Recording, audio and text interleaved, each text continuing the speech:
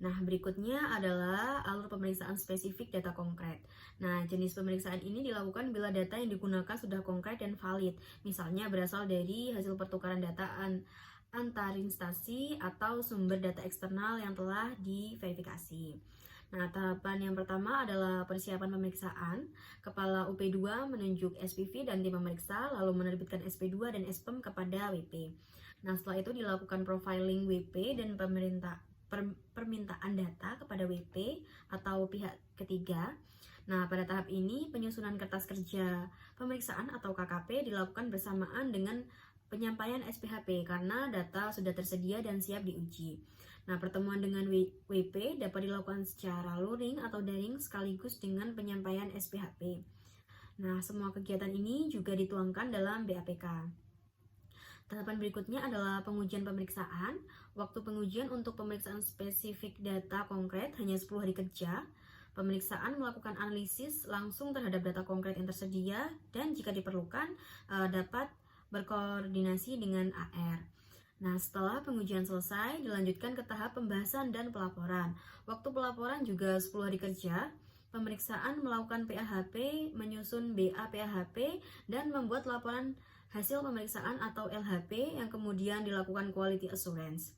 Nah, setelah LHP disetujui oleh Kepala UP2, pemeriksaan dianggap selesai dan dokumen wajib pajak dikembalikan.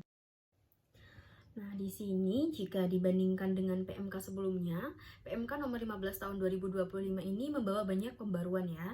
Yang pertama ada pemeriksaan sekarang ini dilakukan dengan pendekatan berbasis risiko atau risk-based audit, sehingga WP yang diperiksa itu hanya yang berisiko tinggi. Nah, pembagian jenis pemeriksaan juga lebih jelas, nah terdiri dari pemeriksaan lengkap, terfokus, dan spesifik. Nah, selain itu, seluruh proses pemeriksaan juga terintegrasi secara digital melalui sistem Cortex DJP dan e-audit. Nah, dokumen seperti SP2, SPEM, BAPK, dan LHP juga dapat diakses secara elektronik. Durasi pemeriksaan diatur juga lebih fleksibel sesuai dengan kompleksitas kasus. Dan setiap tahapan yang dilakukan ada pengawasan mutu atau quality assurance untuk menjamin hasil pemeriksaan yang akurat, transparan, dan dapat dipertanggungjawabkan.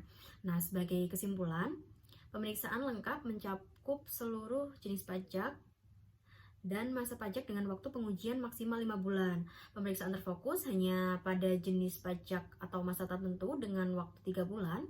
Pemeriksaan spesifik selain data konkret berlangsung 1 bulan untuk pengujian dan 30 hari kerja untuk laporan. Sementara pemeriksaan spesifik data konkret hanya memerlukan 10 hari kerja untuk pengujian dan 10 hari kerja untuk pelaporan. Nah, sekian penjelasan saya tentang alur pemeriksaan pajak berdasarkan PMK nomor 15 tahun 2025. Assalamualaikum.